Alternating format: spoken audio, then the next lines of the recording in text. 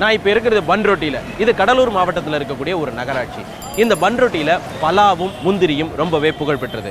இந்த பன்ருட்டி அப்படிங்கக்கூடிய ஊர் பெயர் அமைந்ததுக்கு பின்னாடி பல சுவாரஸ்யமான தகவல்கள் இருக்கு. அது என்னன்னு தெரிஞ்சுக்கலாமா? பன்ருட்டி, இந்த ஊர்க்காரங்க இந்த பெயரை பன்னுருட்டி அப்படின்னு தான் சொல்றாங்க.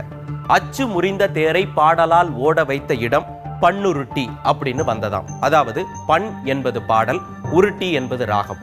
உருட்டி ராகத்தில் பாடலை பாடி தேரை ஓட வைத்த ஊர் அப்படிங்கிறதுனால தான் இந்த பன்னுருட்டி வந்ததாக சொல்றாங்க.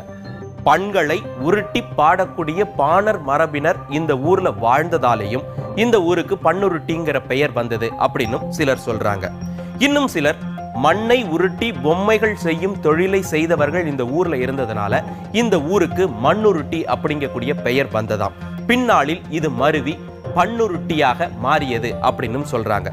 வரலாற்றின்படி பார்த்தா கிபி 1500ஆம் ஆண்டுகளுக்கு பிறகுதான் தமிழகத்தை நாயக்க மன்னர்கள் ஆட்சி செஞ்சாங்க.